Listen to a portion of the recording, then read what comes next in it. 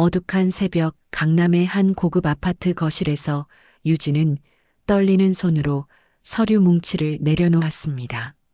눈앞에 펼쳐진 것은 남편 민재의 통장 내역서와 신용카드 명세서들이었죠. 그동안 의심만 했던 것들이 하나둘 선명한 숫자로 드러나는 순간 유진의 가슴은 무너져 내리는 것 같았습니다. 호텔 결제 내역, 명품 구매 기록, 그리고 낯선 여자 이름으로 된 송금 내역까지. 거실 벽시계가 새벽 4시를 가리키고 있었고 남편은 아직도 돌아오지 않았죠. 유진이 처음 민재를 만난 건 3년 전 가을이었습니다. 대학 동창의 소개로 만난 자리에서 민재는 누구보다 다정했고 예의 바른 청년이었죠. 첫 만남에서부터 민재는 유진의 가족사에 관심을 보였습니다. 부모님은 어떤 일을 하시나요?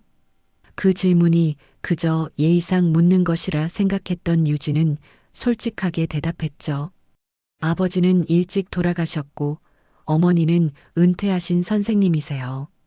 강남에서 작은 상가 건물을 운영하셨는데 지금은 그것도 정리하고 조용히 지내세요. 민재의 눈빛이 순간 반짝였던 것을 유진은 놓쳤습니다. 그 후로도 민재는 종종 유진의 어머니에 대해 물었고 특히 재산 관련된 이야기가 나올 때면 귀를 쫑긋 세우곤 했죠. 하지만 사랑에 빠진 유진은 그것이 단순한 관심이라고만 생각했습니다. 민재는 매너가 좋았고 유진의 어머니 박정희 여사를 처음 만났을 때도 극진히 모시는 모습을 보였으니까요. 결혼식은 화려했습니다. 민재가 고집한 것이었죠. 장모님이 강남에서 건물을 운영하셨던 분인데 초라하게 할 수는 없잖아요. 그 말에 정희는 쓴웃음을 지었지만 딸의 행복한 얼굴을 보며 아무 말도 하지 않았습니다.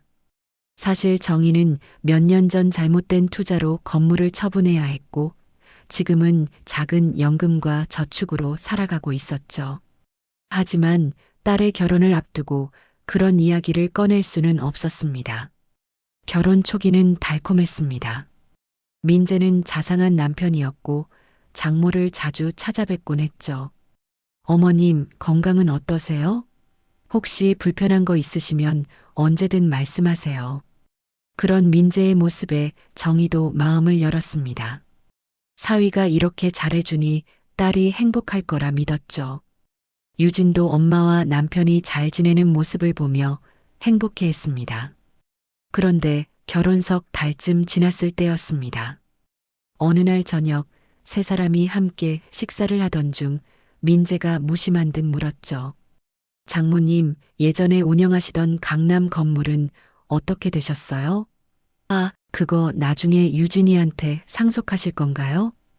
그 순간 정희의 표정이 굳어졌습니다. 유진은 그저 남편이 호기심에 물어본 것이라 생각했지만 정희는 사위의 눈빛에서 무언가를 읽었죠. 건물은 이미 처분했어요. 나이 들어서 관리하기도 힘들고 큰 돈이 필요한 일도 없으니까요. 정희의 대답에 민재의 얼굴에 실망감이 스쳐 지나갔습니다. 그것은 아주 잠깐이었지만 정희는 놓치지 않았죠. 그날 이후 민재의 태도가 조금씩 달라지기 시작했습니다. 장모를 찾아뵙는 횟수가 줄어들었고 유진과의 대화도 뜸해졌죠. 유진은 처음엔 남편이 일이 바빠서 그런가 했습니다. 하지만 시간이 지날수록 민재의 변화는 더욱 뚜렷해졌죠. 퇴근 시간이 늦어졌고 주말에도 약속이 있다며 자주 외출했습니다. 그리고 어느 날부터인가 민재는 유진의 친정 이야기만 나오면 짜증을 내기 시작했죠. 당신 엄마 얘기 좀 그만해. 맨날 엄마 결혼은 나랑 했잖아.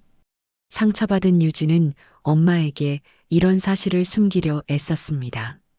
정희가 걱정할까봐, 그리고 무엇보다 자신의 결혼이 실패하고 있다는 것을 인정하고 싶지 않아서였죠.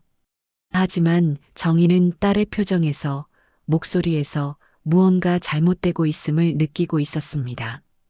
딸이 전화할 때마다 억지로 밝은 목소리를 내는 것도, 남편 이야기를 피하는 것도 모두 알고 있었죠.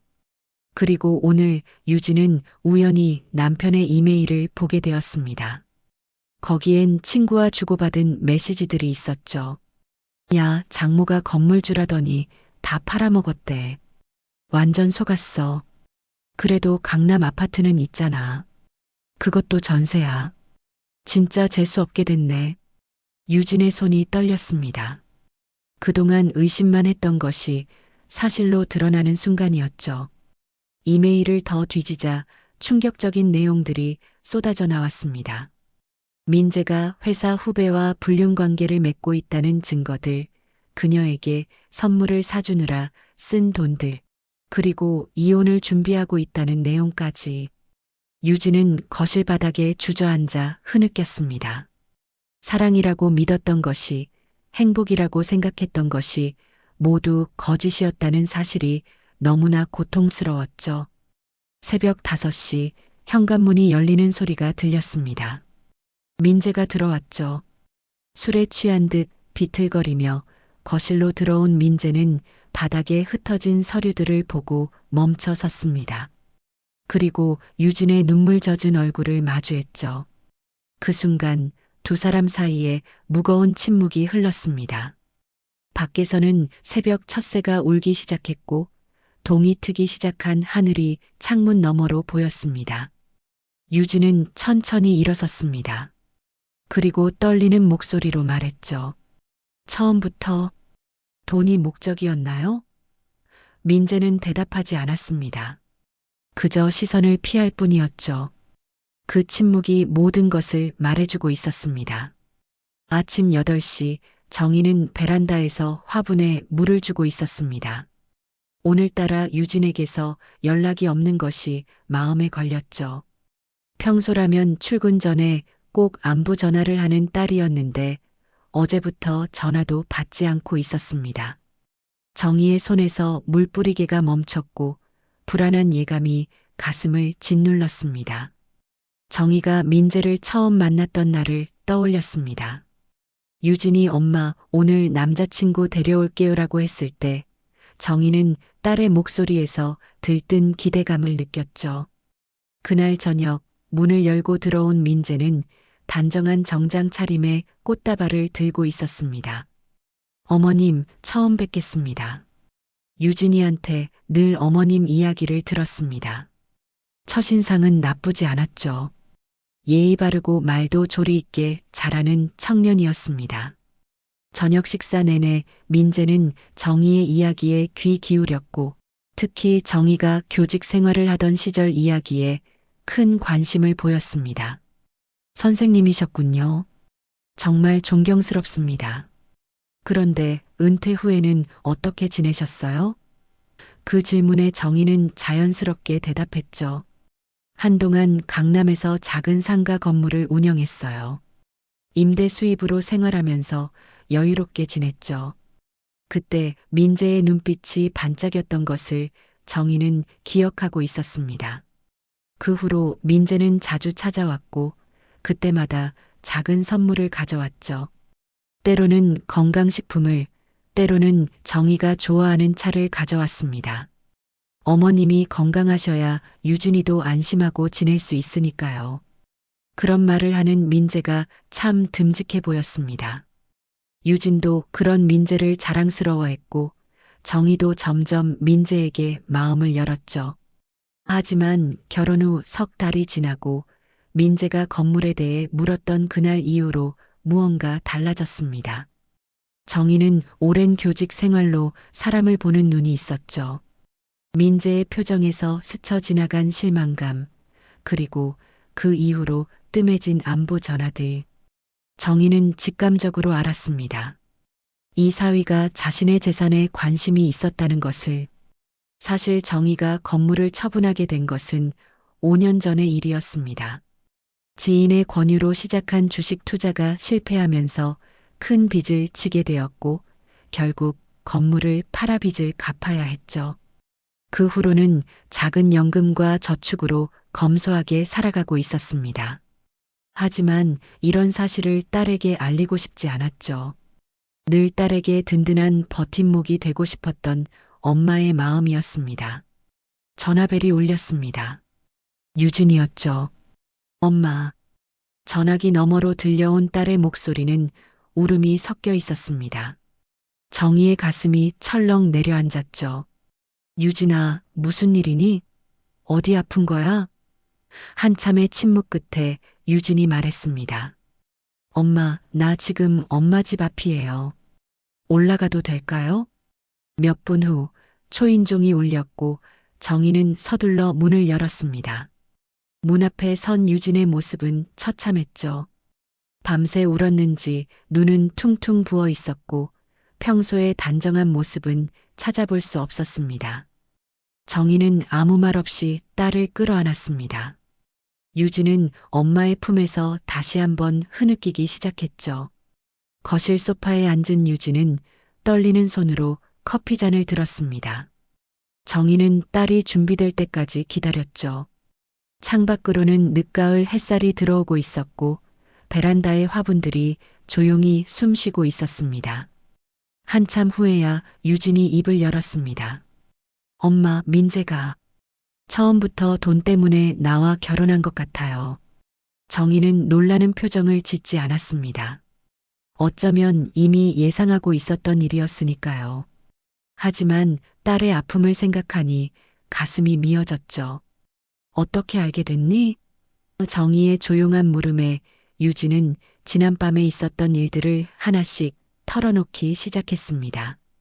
민재의 이메일, 불륜의 증거들, 그리고 친구들과 주고받은 메시지까지. 엄마가 건물주인 줄 알고 결혼했대요. 건물 팔았다고 하니까 바로 태도가 변했고 지금은 다른 여자를 만나고 있어요. 유진의 목소리는 점점 작아졌습니다. 자존심이 상하고 배신감에 치를 떨면서도 한편으로는 자신이 너무 어리석었다는 자책감에 시달리고 있었죠. 정희는 딸의 손을 꼭 잡았습니다. 그리고 이제는 숨기지 않기로 했죠. 유진아, 사실 엄마가 건물을 판 건 내가 대학 다닐 때였어. 투자 실패로 빚이 생겨서 어쩔 수 없었지. 미안하다. 엄마가 너한테 짐이 될까봐 말 못했어. 유진은 엄마를 바라보았습니다. 그 눈에는 놀라움보다는 안타까움이 더 컸죠. 엄마, 그게 왜 미안한 일이에요? 엄마는 나를 위해서 평생을 희생했는데 오히려 내가 미안하죠. 그런 인간을 데려와서. 유진의 눈에서 다시 눈물이 흘렀습니다. 정희는 딸을 다시 한번 꼭 안았죠. 거실에는 두 모녀의 조용한 흐느낌만이 흘렀습니다. 한참을 울고 난 후 정희가 말했습니다. 유진아, 이제 어떻게 할 거니? 유진은 잠시 생각에 잠겼다가 대답했죠. 이혼할 거예요. 더는 거짓된 삶을 살고 싶지 않아요. 정희는 딸의 결심에 고개를 끄덕였습니다. 그리고 말했죠. 그래, 내가 결정한 거라면 엄마는 끝까지 내 편이야. 우리에게는 돈보다 더 소중한 게 있잖니. 서로를 믿고 아끼는 마음 말이야. 오후가 되자 유진의 핸드폰이 울리기 시작했습니다. 민재였죠. 하지만 유진은 받지 않았습니다. 대신 엄마와 함께 창밖을 바라보았죠. 가을 하늘은 높고 맑았고 세상은 여전히 아름다웠습니다. 비록 사랑이라 믿었던 것이 거짓으로 드러났지만 진짜 사랑은 바로 옆에 있었습니다. 언제나 변함없이 자신을 지켜주는 엄마의 사랑 말이죠. 일주일 후 민재는 강남의 한 호텔 카페에 앉아 있었습니다. 맞은편에는 그의 불륜 상대인 회사 후배 수진이 있었죠. 수진은 짙은 화장을 한 얼굴로 민재를 바라보며 말했습니다. 오빠, 이제 어떻게 할 거예요? 부인이 다 알아버렸다면서요? 민재는 짜증스러운 표정으로 커피를 마셨습니다. 테이블 위에는 유진에게서 온 이혼 서류가 놓여 있었죠. 민재가 처음 유진을 만났을 때를 떠올렸습니다. 대학 동창의 결혼식에서였죠. 유진은 하객으로 와 있었고 수수한 차림에도 단아한 아름다움이 돋보였습니다. 하지만 민재의 관심을 끈 것은 유진의 외모가 아니었죠. 동창이 귓속말로 전해준 정보가 민재의 눈을 반짝이게 했습니다. 저 여자 엄마가 강남에 건물 가지고 있대. 외동딸이라 나중에 다 물려받을 거야. 그날부터 민재의 구애가 시작되었습니다. 매일 같이 메시지를 보내고 꽃을 선물하고 유진이 좋아하는 카페에서 기다리기도 했죠. 유진은 처음엔 부담스러워했지만 민재의 끈질긴 구애에 마음을 열었습니다. 민재는 철저히 계산된 연기를 했죠. 다정한 남자친구, 배려심 깊은 연인의 모습을 완벽하게 연출했습니다. 결혼을 서두른 것도 민재였습니다. 유진아, 우리 이제 결혼하자. 나는 너 없이는 못 살 것 같아. 그 말에 유진은 감동했고 1년의 연애 끝에 결혼식을 올렸죠. 민재는 친구들에게 자랑했습니다. 장모님이 강남 건물주야. 이제 나도 강남에 발 붙일 수 있겠어. 친구들은 부러워했고 민재는 우쭐했죠. 하지만 결혼 후 석 달 장모가 건물을 이미 처분했다는 사실을 알게 된 순간 민재의 세계는 무너졌습니다. 그동안 꿈꿔왔던 편안한 미래, 건물 임대 수입으로 여유롭게 사는 삶이 물거품이 된 것이죠. 민재는 배신감을 느꼈습니다. 마치 자신이 속은 것처럼 사기를 당한 것처럼 느꼈죠. 그날 이후 민재는 유진을 대하는 태도가 달라졌습니다. 퇴근은 점점 늦어졌고 주말에도 골프 약속이라며 집을 비웠죠. 유진과의 대화도 줄어들었고 잠자리도 거부하기 시작했습니다. 그리고 회사에서 새로 들어온 후배 수진에게 눈길이 갔죠. 수진은 젊고 야심찬 여자였습니다. 민재의 관심을 즐기며 그에게 접근했죠. 오빠는 왜 그런 여자랑 결혼했어요? 오빠 같은 사람은 더 좋은 여자 만날 수 있는데. 수진의 아부에 민재는 기분이 좋아졌습니다. 그리고 점점 선을 넘기 시작했죠. 처음엔 저녁 식사였고 그 다음은 술자리였으며 결국은 호텔까지 가게 되었습니다. 민재는 자신의 행동을 정당화했죠. 어차피 돈도 없는 여자인데 내가 왜 참고 살아야 해? 지금 카페에서 수진이 다시 물었습니다. 그래서 이혼하실 거예요? 민재는 이혼 서류를 바라보며 한숨을 쉬었죠. 사실 이혼을 하면 자신이 손해였습니다. 결혼하면서 유진의 이름으로 된 전세 자금도 있었고 혼수로 장만한 가전제품들도 있었으니까요. 하지만 이미 관계는 돌이킬 수 없을 정도로 망가져 있었습니다. 그때 카페 입구로 누군가 들어왔습니다. 민재는 깜짝 놀랐죠. 장모 정희였습니다. 정희는 민재와 수진을 발견하고는 천천히 다가왔습니다. 수진은 당황해서 자리에서 일어나려 했지만 정희가 손짓으로 제지했죠. 앉아 계세요. 잠깐 할 말이 있어서요. 정희는 민재 앞에 앉았습니다. 그녀의 표정은 담담했고 목소리는 차분했죠. 민재 씨, 우리 처음 만났을 때 기억나요? 당신은 참 좋은 사람인 줄 알았어요. 우리 유진이를 진심으로 사랑하는 줄 알았죠. 민재는 고개를 들지 못했습니다. 수진도 어색하게 커피잔만 만지작거렸죠. 정희는 계속했습니다. 돈이 목적이었다면 처음부터 솔직했어야죠. 우리 집에는 당신이 원하는 재산은 없어요. 하지만 더 중요한 게 있었죠. 서로를 아끼고 믿는 마음, 가족이 되어 함께 살아가는 정이요. 당신은 그걸 모두 버렸어요. 민재가 드디어 입을 열었습니다. 죄송합니다. 하지만 저도 속은 기분이었어요. 건물이 있다고 들었는데. 정희는 쓴웃음을 지었죠. 그래서요? 그게 우리 유진이를 아프게 해도 되는 이유인가요? 다른 여자를 만나도 되는 이유인가요? 수진이 불편한 듯 일어서려 했지만 정희가 다시 말했습니다. 아가씨도 들으세요. 이 사람이 아내를 배신했듯이 언젠가는 당신도 배신할 거예요. 돈과 조건만 보고 사람을 만나는 사람은 더 좋은 조건이 나타나면 언제든 떠나니까요. 카페에는 무거운 침묵이 흘렀습니다. 다른 손님들도 이쪽을 힐끔거렸지만 정희는 개의치 않았죠. 그녀는 핸드백에서 봉투 하나를 꺼냈습니다. 이건 유진이가 당신에게 돌려달라고 한 거예요. 결혼 반지와 당신이 준 선물들이죠. 유진이는 당신과 관련된 것은 아무것도 갖고 싶지 않다고 하더군요. 민재는 봉투를 받아들었습니다. 손이 떨렸죠. 정희는 일어서며 마지막으로 말했습니다. 민재 씨, 당신은 큰 것을 놓쳤어요. 돈보다 귀한 사람의 진심을 놓쳤죠. 언젠가 당신도 깨닫게 될 거예요. 진짜 사랑이 무엇인지, 가족이 무엇인지를요. 정희가 카페를 나간 후 민재와 수지는 한동안 말이 없었습니다. 테이블 위에 이혼 서류가 무겁게 느껴졌죠. 수진이 먼저 일어났습니다. 오빠, 나 먼저 갈게요. 생각할 시간이 필요할 것 같아요. 수진마저 떠나고 홀로 남은 민재는 봉투를 열어보았습니다. 그 안에는 결혼 반지와 함께 작은 쪽지가 들어 있었죠.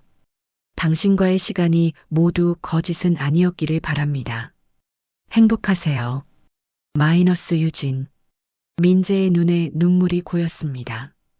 이제야 자신이 무엇을 잃었는지 깨달은 것이죠. 하지만 이미 늦었습니다. 깨진 그릇은 다시 붙여도 금이 남듯이 한번 무너진 신뢰는 돌이킬 수 없었으니까요. 그로부터 2달이 지난 겨울날 유진은 작은 출판사에서 새로운 일을 시작했습니다. 이혼 절차가 마무리되고 새 출발을 결심한 유진은 예전부터 꿈꿔왔던 편집자의 길을 걷기로 했죠. 비록 월급은 적었지만 매일 아침 출근길이 설레었습니다. 오랜만에 느끼는 자유로움이었죠. 점심시간 유진은 회사 근처 작은 김밥집에서 혼자 식사를 하고 있었습니다. 창밖으로는 겨울비가 내리고 있었고 거리의 사람들은 우산을 쓰고 바쁘게 걸어가고 있었죠. 그때 누군가 유진의 테이블 앞에 섰습니다. 혹시 유진 씨 맞으신가요? 고개를 든 유진은 깜짝 놀랐습니다. 대학 시절 선배였던 준호가 서 있었죠. 준호는 유진의 대학 시절을 떠올렸습니다. 문예 창작과의 조용한 후배였던 유진은 늘 도서관 한 구석에서 책을 읽고 있었죠. 준호는 그런 유진을 멀리서 지켜보며 호감을 느꼈지만 졸업과 함께 자연스럽게 연락이 끊어졌습니다. 그리고 몇 년 후 유진의 결혼 소식을 전해 들었을 때 준호는 알 수 없는 아쉬움을 느꼈었죠. 선배님, 정말 오랜만이에요. 여기서 일하세요? 유진의 물음에 준호가 웃으며 답했습니다. 네, 바로 옆 건물에 있는 독립서점을 운영하고 있어요. 유진 씨는요? 2 사람은 자연스럽게 같은 테이블에 앉아 이야기를 나누기 시작했습니다. 준호는 유진의 손가락에 결혼 반지가 없는 것을 눈치챘지만 일부러 묻지 않았죠. 한편 정희는 집에서 뜨개질을 하고 있었습니다. 유진을 위한 목도리였죠. 이혼 후 혼자 사는 딸이 걱정되었지만 예전보다 밝아진 딸의 목소리에 안심하고 있었습니다. 그때 초인종이 울렸습니다. 문을 열자 뜻밖의 손님이 서 있었죠. 민재의 어머니였습니다. 어머니, 어쩐 일로? 정희는 당황했지만 일단 민재의 어머니를 거실로 안내했습니다. 민재의 어머니는 초췌한 얼굴로 앉아 있다가 갑자기 무릎을 꿇었죠. 정희 씨, 제발 용서해 주세요. 우리 민재가 큰 잘못을 했어요. 제가 대신 사과드릴게요. 정희는 황급히 그녀를 일으켜 세웠습니다. 민재의 어머니는 눈물을 흘리며 말했습니다. 제가 그 아이를 잘못 키웠어요. 어려서부터 가난하게 살았던 우리 민재가 늘 돈에 집착했는데 제가 그걸 바로잡아 주지 못했어요. 좋은 며느리를 만났는데 그걸 제 손으로 망쳐버렸네요. 정희는 조용히 차를 따르며 그녀를 달랬죠. 사실 민재는 이혼 후 더 힘든 시간을 보내고 있었습니다. 수진과의 관계도 끝났고 회사에서도 불륜 사실이 알려져 승진해서 누락되었죠. 혼자 사는 원룸에서 매일 같이 후회하며 지내고 있었습니다. 어머니는 그런 아들을 보며 가슴이 찢어졌고 결국 정의를 찾아온 것이었죠. 어머니, 이미 지나간 일이에요. 유진이도 새 삶을 시작했고 저도 딸이 행복하기만 바랄 뿐이에요. 민재 씨도 이제는 자기 삶을 제대로 살았으면 좋겠네요. 정희의 담담한 말에 민재의 어머니는 더욱 울음을 터뜨렸습니다. 한참을 울고 난 후 그녀는 작은 봉투를 꺼냈죠. 이거라도 받아주세요. 유진이가 결혼할 때 저희가 제대로 해주지 못한 예물값이에요. 늦었지만 정희는 단호히 거절했습니다. 필요 없어요. 저희는 돈이 필요해서 이혼한 게 아니니까요. 어머니도 이제 그만 자책하시고 민재 씨가 앞으로는 정직하게 살 수 있도록 도와주세요. 저녁이 되어 유진이 퇴근하고 집에 돌아왔을 때 정희는 민재 어머니가 다녀간 이야기를 했습니다. 유진은 잠시 생각에 잠겼다가 말했죠. 엄마, 나는 이제 정말 괜찮아요. 오히려 감사해요. 더 늦기 전에 진실을 알게 되어서요. 정희는 딸의 손을 잡았습니다. 따뜻한 온기가 전해졌죠. 그런데 엄마, 오늘 신기한 일이 있었어요. 유진이 갑자기 밝은 표정으로 말했습니다. 대학 때 선배를 만났는데 바로 옆에서 서점을 하고 있대요. 다음 주에 북토크 행사가 있다고 초대했어요. 정희는 딸의 표정에서 작은 설렘을 읽었습니다. 오랜만에 보는 생기 있는 얼굴이었죠. 그날 밤 유진은 일기를 썼습니다. 오늘 준호 선배를 만났다. 대학 때는 그저 친절한 선배였는데 오늘 보니 왠지 다르게 느껴졌다. 아직은 잘 모르겠지만 적어도 나를 있는 그대로 봐주는 사람인 것 같다. 조건이나 배경이 아닌 그냥 나 자신으로서 말이다. 한편 민재는 어머니로부터 정희를 만나고 온 이야기를 들었습니다. 그리고 처음으로 진심으로 후회했죠. 돈에 눈이 멀어 잃어버린 것들이 너무나 컸다는 것을 이제야 깨달았습니다. 창밖을 보니 겨울비는 그치고 별이 뜨기 시작했습니다. 민재는 조용히 중얼거렸죠. 미안해, 유진아. 며칠 후 유진은 준호의 서점에서 열린 북토크 행사에 참석했습니다. 작은 공간이었지만 책을 사랑하는 사람들로 가득했죠. 준호는 열정적으로 책에 대해 이야기했고 유진은 그런 준호의 모습에서 진정성을 느꼈습니다. 행사가 끝난 후 준호가 다가와 물었죠. 유진 씨, 커피 한잔 할래요? 두 사람은 서점 2층의 작은 카페 공간에 앉았습니다. 준호는 조심스럽게 말했죠. 사실 대학 때부터 유진 씨를 좋아했어요. 하지만 너무 소심해서 말도 못 걸었죠. 유진은 놀랐지만 이상하게 불편하지 않았습니다. 오히려 따뜻한 기분이 들었죠. 선배, 저는 지금 많이 지쳐 있어요. 이혼도 했고 아직 마음의 상처가 다 아물지 않았어요. 유진의 솔직한 고백에 준호는 고개를 끄덕였습니다. 알아요. 서두르지 않을게요. 그저 가끔 이렇게 차나 마시면서 책 이야기나 하면 좋겠어요. 봄이 찾아온 3월, 정희는 거실 창가에서 햇살을 받으며 앉아 있었습니다. 탁자 위에는 유진이 보내온 사진이 놓여 있었죠. 사진 속 유진은 준호와 함께 벚꽃 아래서 환하게 웃고 있었습니다. 정희의 얼굴에도 미소가 번졌습니다. 딸이 다시 행복을 찾아가는 모습이 그저 감사했죠. 그때 현관문이 열리며 유진이 들어왔습니다. 엄마 왔어요. 유진의 목소리는 예전보다 훨씬 밝았죠. 손에는 정희가 좋아하는 딸기 케이크가 들려 있었습니다. 오늘 급여날이라 엄마 좋아하는 거 사왔어요. 정희는 딸의 머리를 쓰다듬었습니다. 이렇게 소소한 일상이 얼마나 소중한지 새삼 느꼈죠. 두 사람이 차를 마시며 이야기를 나누고 있을 때 유진이 조심스럽게 말을 꺼냈습니다. 엄마, 사실 할 말이 있어요. 준호 선배가, 아니, 준호 씨가 정식으로 교제를 신청했어요. 정희는 놀라지 않았습니다. 이미 예상하고 있었으니까요. 지난 몇 달간 유진의 표정이 점점 밝아지는 것을 보며 짐작하고 있었죠. 그래서 내 마음은 어떠니? 정희의 물음에 유진은 잠시 망설이다 대답했습니다. 솔직히 아직 겁이 나요. 또다시 실패할까봐, 또다시 상처받을까봐요. 하지만 준호 씨는 정말 다른 것 같아요. 제가 엄마와 단둘이 사는 것도 재산이 없는 것도 전혀 개의치 않아 해요. 정희는 딸의 손을 잡았습니다. 유진아, 사랑은 언제나 용기가 필요한 거야. 한번 넘어졌다고 다시는 일어서지 않을 수는 없잖니. 중요한 건 그 사람이 너를 있는 그대로 사랑하는가 하는 거지. 유진은 엄마의 말에 고개를 끄덕였습니다. 그리고 결심한 듯 말했죠. 네, 한 번 더 믿어보려고요. 그날 저녁 준호는 정희를 정식으로 찾아왔습니다.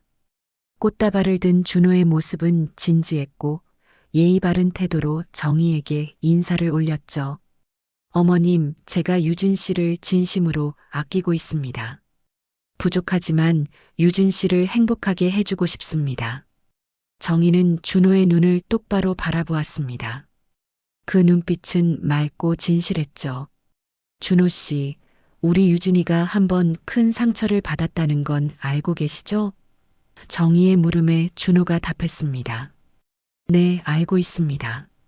그래서 더욱 조심스럽게 천천히 다가가려고 합니다. 저는 조건이나 배경을 보고 유진 씨를 좋아하는 게 아닙니다.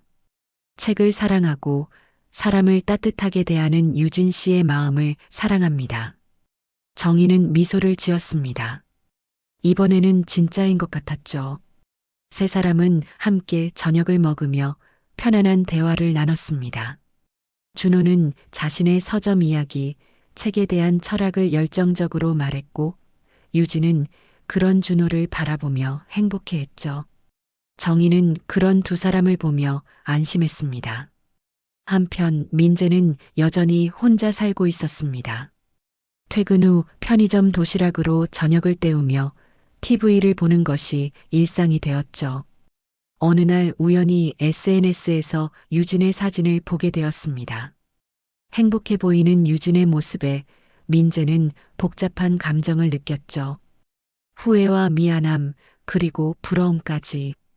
민재는 핸드폰을 들었다가 다시 내려놓았습니다. 유진에게 사과하고 싶었지만 이제는 그럴 자격도 없다는 것을 알고 있었죠. 대신 일기장을 꺼내 들었습니다. 최근에 시작한 일기 쓰기였죠. 오늘도 유진이를 생각했다. 내가 놓친 것이 얼마나 큰지 이제야 알겠다. 돈보다 귀한 것이 사람의 마음이라는 것을. 시간은 흘러 여름이 되었습니다. 유진과 준호는 조심스럽게 사랑을 키워가고 있었죠. 주말마다 함께 도서관에 가고 북카페를 돌아다니며 책 이야기를 나눴습니다. 준호는 유진의 상처를 이해하고 기다려 주었고 유진도 점점 마음을 열어갔죠. 어느 일요일 오후 정희의 집에 유진과 준호가 함께 왔습니다. 준호는 직접 만든 요리를 가져왔죠. 어머님, 제가 요리하는 걸 좋아해서요. 맛이 없어도 예쁘게 봐주세요. 세 사람은 함께 식사를 하며 웃고 떠들었습니다. 정희는 오랜만에 집안이 활기차다고 느꼈죠. 식사 후 준호가 잠시 자리를 비운 사이 유진이 정희에게 말했습니다. 엄마, 정말 고마워요. 엄마가 없었다면 저는 다시 일어서지 못했을 거예요. 정희는 딸을 꼭 안았습니다. 유진아, 넌 언제나 강한 아이였어. 잠시 길을 잃었을 뿐이지. 이제는 내 길을 찾아가는 거야. 그때 준호가 돌아왔습니다. 손에는 작은 화분이 들려 있었죠. 어머님, 이거 제가 키운 다육식물이에요. 물을 자주 안 줘도 되고 생명력이 강해요. 마치 어머님과 유진 씨처럼요. 정희는 화분을 받으며 웃었습니다. 이 청년이 참 마음에 들었죠. 해가 지고 유진과 준호가 돌아간 후 정희는 베란다에 서서 도시의 야경을 바라보았습니다. 멀리서 불빛들이 반짝이고 있었죠. 인생이란 참 예측할 수 없는 것이라는 생각이 들었습니다. 큰 시련이 왔지만 그것을 통해 더 단단해지고 진짜 행복을 찾아가는 딸을 보며 정희는 감사했죠. 핸드폰이 울렸습니다. 유진의 문자였죠. 엄마, 오늘 정말 즐거웠어요. 사랑해요. 정희는 미소를 지으며 답장을 보냈습니다. 나도 사랑한다, 내 딸. 그리고 화분에 물을 주며 중얼거렸죠. 그래, 우리도 이 작은 식물처럼 강하게 살아가는 거야. 가을비가 내리는 10월의 어느 날, 민재는 회사에서 해고 통보를 받았습니다. 불륜 스캔들 이후 성과도 떨어지고 동료들과의 관계도 악화되었던 터라 예상하지 못한 일은 아니었죠. 하지만 막상 현실이 되니 막막하기만 했습니다. 빗속을 걸으며 민재는 자신의 삶이 어떻게 이 지경까지 왔는지 돌아보았습니다. 그날 저녁 민재는 어머니를 찾아갔습니다. 낡은 다세대 주택 반지하에 사는 어머니는 아들을 보자 깜짝 놀랐죠. 민재야, 이 시간에 웬일이니? 민재는 어머니 앞에 무릎을 꿇고 울음을 터뜨렸습니다. 엄마, 미안해요. 제가 다 망쳤어요. 회사에서도 잘렸고, 이제 아무것도 남은 게 없어요. 어머니는 아들을 일으켜 안았습니다. 비에 젖은 아들의 등을 토닥이며 말했죠. 괜찮아. 다시 시작하면 돼. 넘어졌으면 일어서면 되는 거야. 하지만 민재는 고개를 저었습니다. 엄마, 저는 정말 나쁜 사람이에요. 돈 때문에 유진이를 이용했고 배신했어요. 이제 벌을 받는 거예요. 어머니는 한숨을 쉬었습니다. 가난 때문에 아들에게 제대로 된 가치관을 심어주지 못한 자신을 자책했죠. 민재야, 이제라도 깨달았으면 됐어. 앞으로는 정직하게 살아. 돈이 전부가 아니라는 걸 이제 알았잖니. 민재는 어머니의 품에서 한참을 울었습니다. 어린아이처럼 서럽게 울었죠. 그 무렵 유진은 출판사에서 첫 책을 기획하고 있었습니다. 주제는 상처받은 사람들을 위한 치유 에세이였죠. 자신의 경험을 바탕으로 다른 사람들에게 위로와 희망을 주고 싶었습니다. 준호는 그런 유진을 적극 지원했죠. 이 책은 분명 많은 사람들에게 도움이 될 거야. 너의 진심이 담겨 있으니까. 정희도 딸의 새로운 도전을 응원했습니다. 유진아, 내가 겪은 아픔이 다른 사람에게는 희망이 될 수 있어. 용기를 내렴. 유진은 매일 밤 글을 썼습니다. 때로는 과거를 떠올리며 눈물을 흘리기도 했지만 그 과정 자체가 치유였죠. 글을 쓰면서 자신도 조금씩 회복되어 가는 것을 느꼈습니다. 어느 날 유진은 예상치 못한 전화를 받았습니다. 민재였죠. 유진아, 나야. 잠깐만 얘기할 수 있을까? 유진은 망설였지만 준호가 옆에서 고개를 끄덕이는 것을 보고 전화를 받기로 했습니다. 무슨 일이에요? 차가운 유진의 목소리에 민재는 잠시 말을 잇지 못했습니다. 미안해. 정말 미안해. 이제야 내가 얼마나 큰 잘못을 했는지 알겠어. 너와 어머님께 진심으로 사과하고 싶어. 민재의 목소리는 떨리고 있었습니다. 유진은 한숨을 쉬었죠. 사과는 받겠어요. 하지만 용서는 아직이에요. 시간이 필요해요. 민재는 알겠다고 답했습니다. 그래, 이해해. 그저 미안하다는 말을 꼭 하고 싶었어. 전화를 끊은 후 유진은 복잡한 감정에 휩싸였습니다. 준호가 다가와 어깨를 감싸 안았죠. 괜찮아? 유진은 고개를 끄덕였습니다. 네, 오히려 후련해요. 그 사람도 이제 후회하고 있구나 싶어서요. 하지만 그렇다고 과거가 없던 일이 되는 건 아니죠. 민재는 전화를 끊고 작은 식당에서 설거지 아르바이트를 시작했습니다. 처음부터 다시 시작하기로 마음먹었죠. 손은 거칠어지고 허리는 아팠지만 정직하게 일해서 번 돈이 주는 뿌듯함을 처음으로 느꼈습니다. 식당 사장님은 성실한 민재를 좋게 봤고 점점 더 많은 일을 맡겼죠. 10월의 마지막 날 유진의 책 출간 기념회가 준호의 서점에서 열렸습니다. 작은 공간이었지만 따뜻한 사람들로 가득했죠. 정희도 맨 앞자리에서 딸을 자랑스럽게 바라보고 있었습니다. 유진은 떨리는 목소리로 인사말을 시작했습니다. 이 책은 제가 가장 힘들었던 시기에 쓴 글들입니다. 사랑이라고 믿었던 것이 거짓으로 드러났을 때 저는 무너졌습니다. 하지만 진짜 사랑은 바로 곁에 있었어요. 언제나 저를 믿고 지켜준 어머니, 그리고 새롭게 만난 소중한 사람들이요. 이 책이 저처럼 상처받은 분들에게 작은 위로가 되길 바랍니다. 박수 소리가 터져 나왔습니다. 정희는 눈물을 닦았고 준호는 자랑스러운 표정으로 유진을 바라봤죠. 그때 서점 한 구석에서 누군가 지켜보고 있었습니다. 민재였죠. 그는 멀리서나마 유진의 새 출발을 축하하고 싶었습니다. 책을 한 권 사서 나가며 민재는 속으로 중얼거렸습니다. 축하해, 유진아. 행복해야 해. 행사가 끝난 후 유진과 준호, 정희는 함께 저녁을 먹으러 갔습니다. 정희가 웃으며 말했죠. 오늘 정말 자랑스러웠어. 우리 유진이가 이렇게 멋진 작가가 되다니. 준호도 거들었습니다. 앞으로 더 좋은 책들을 많이 쓸 거예요. 제가 옆에서 계속 응원할게요. 유진은 두 사람을 번갈아 보며 미소 지었습니다. 엄마, 준호 씨, 정말 고마워요.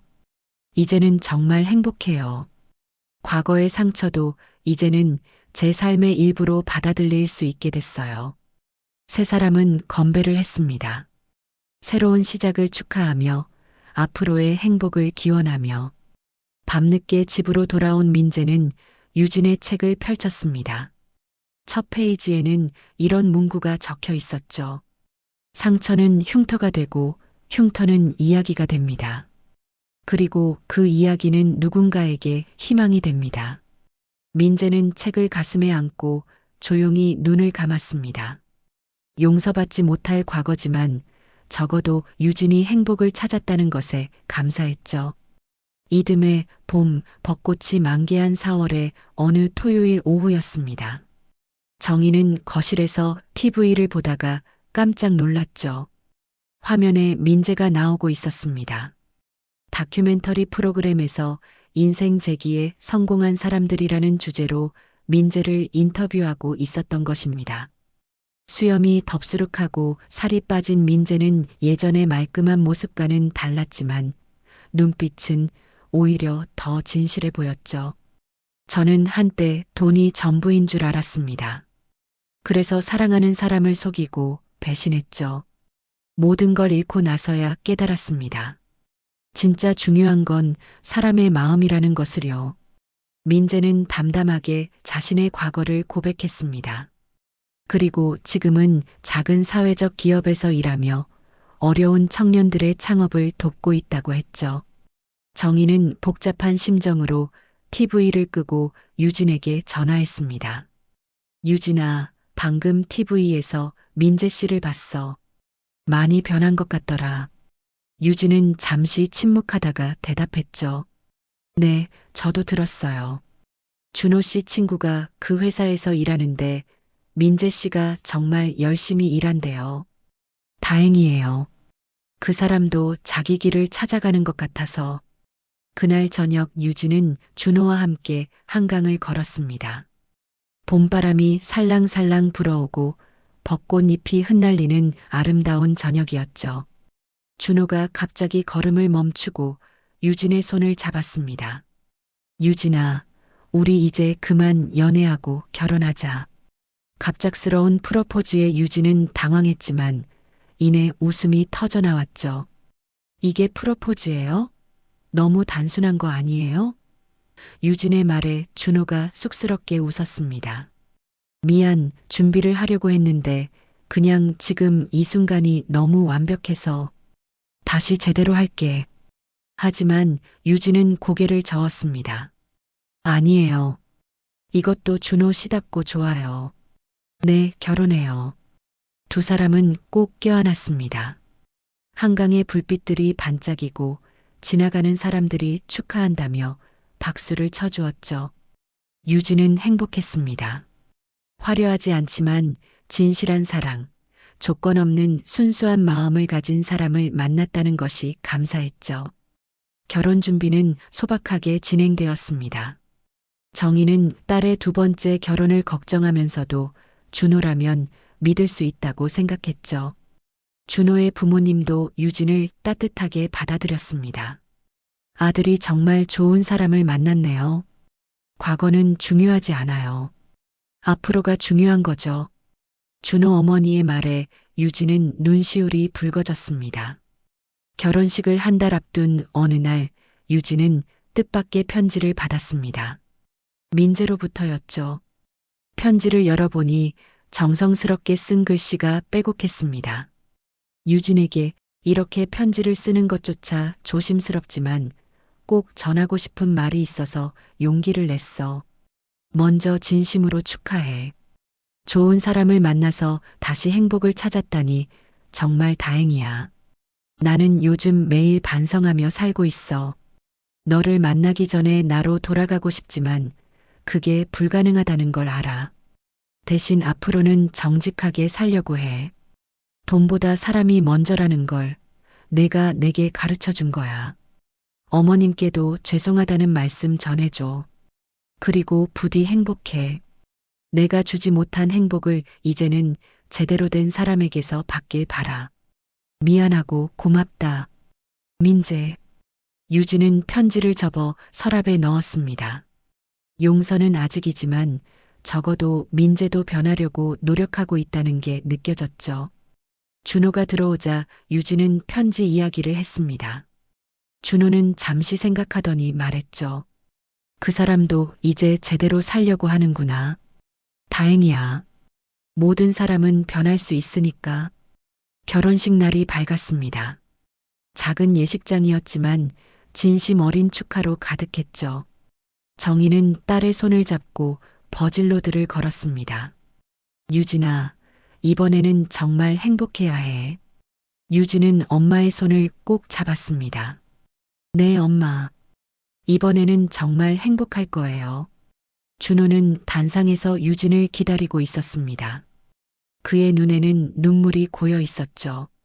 사랑하는 사람과 결혼한다는 것이 이렇게 벅찬 일인지 처음 알았습니다. 주례사는 짧고 담백했습니다. 두 사람은 책으로 만나 책으로 사랑을 키웠습니다. 앞으로도 서로가 서로에게 가장 아름다운 이야기가 되길 바랍니다.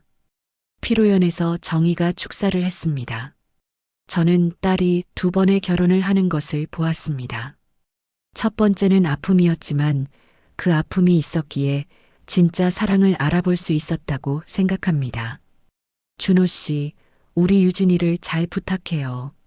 그리고 유진아, 이제는 정말 행복해도 돼.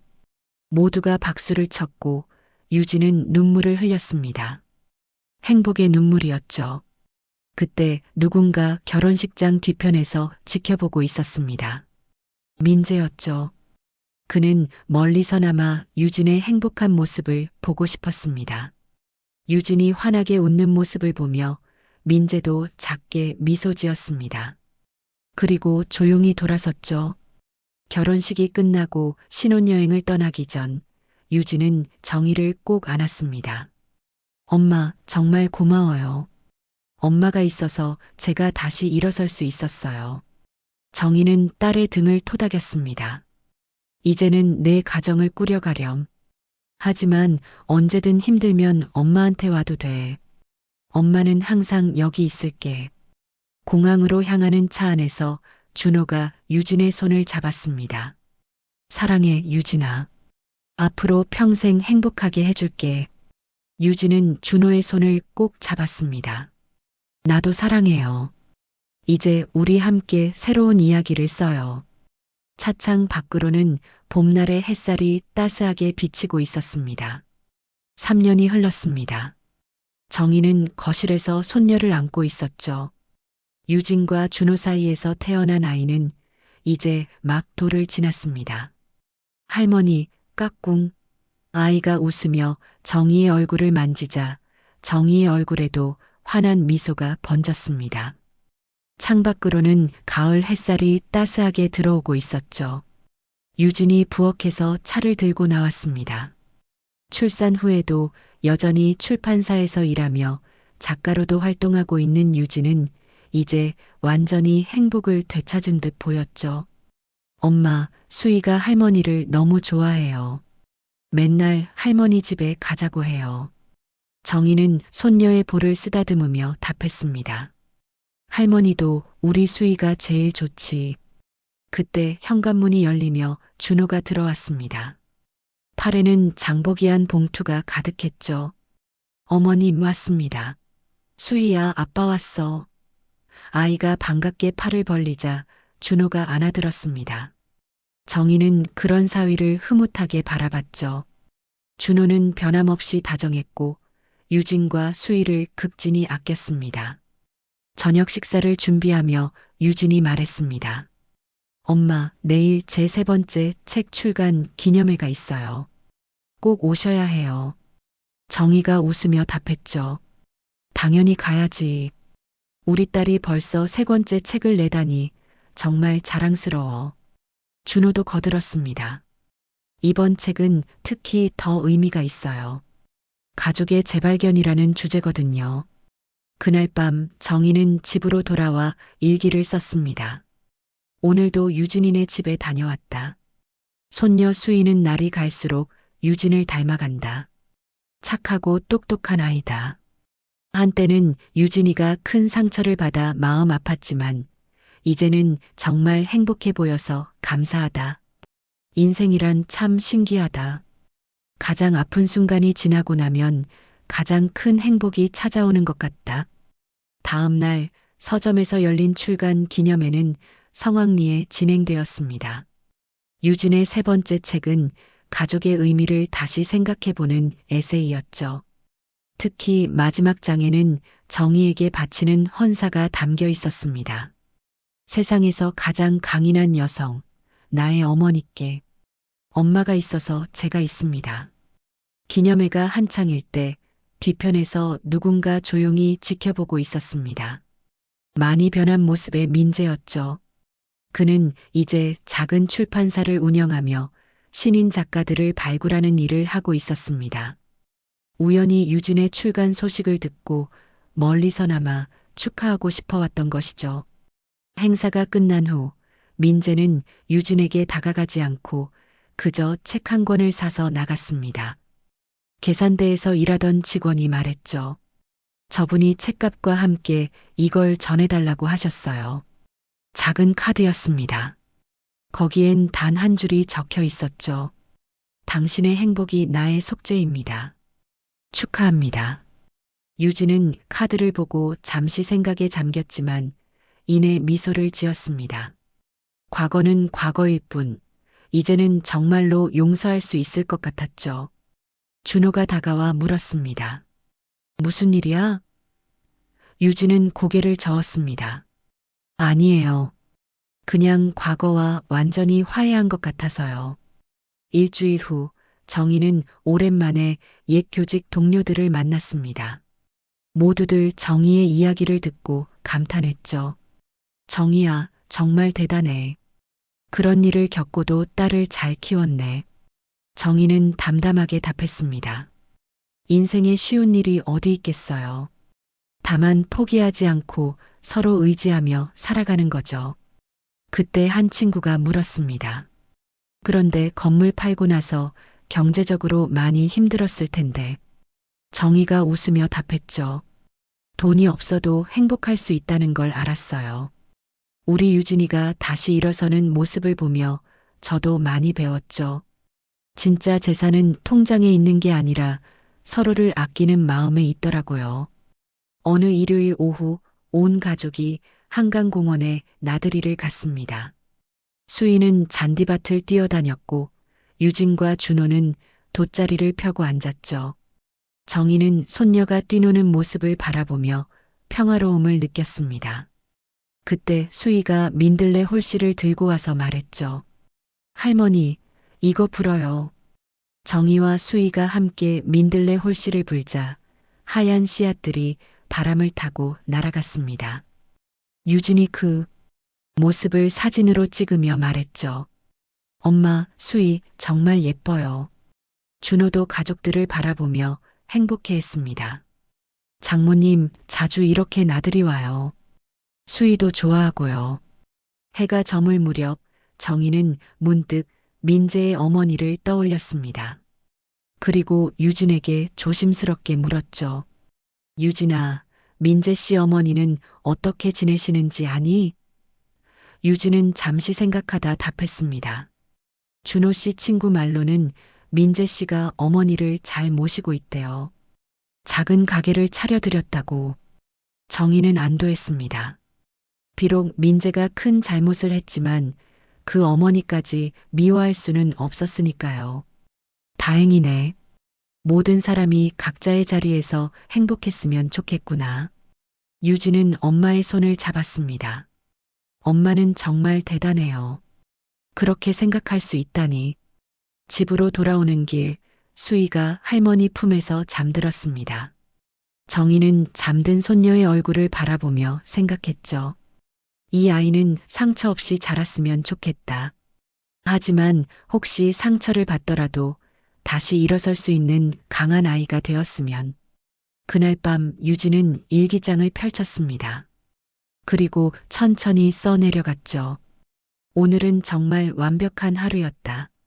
엄마와 준호, 수희와 함께한 평범한 일요일이었지만 그 평범함이 얼마나 소중한지 새삼 느꼈다. 한때는 화려함과 조건을 사랑이라 착각했지만 이제는 안다. 진짜 사랑은 평범한 일상 속에서 서로를 아끼고 배려하는 마음이라는 것을. 엄마는 내게 가장 큰 선물을 주셨다.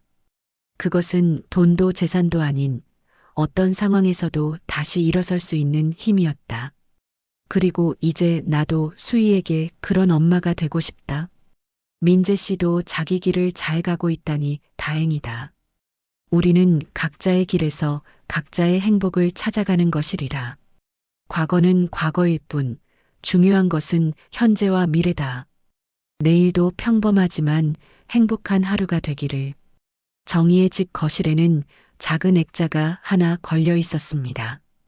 유진이 선물한 것이었죠. 거기엔 이런 글귀가 적혀 있었습니다. 우리 집에는 강남 건물도 많은 재산도 없습니다. 하지만 서로를 믿고 아끼는 마음이 있습니다. 그것이 우리 가족의 가장 큰 재산입니다. 창밖으로는 별이 빛나고 있었고 도시의 불빛들이 반짝이고 있었습니다. 각자의 집에서 각자의 행복을 꿈꾸며 잠드는 밤이었죠. 정희도 유진도 그리고 어딘가에서 민재도 모두가 내일은 더 나은 사람이 되기를 꿈꾸며 눈을 감았습니다. 인생이란 때로는 아프고 힘들지만 그 아픔을 통해 우리는 성장합니다. 그리고 진짜 소중한 것이 무엇인지 깨닫게 되죠. 정희와 유진의 이야기는 그렇게 끝이 났습니다. 아니, 어쩌면 새로운 시작이었는지도 모릅니다. 사랑과 용서, 그리고 희망의 이야기는 계속될 테니까요.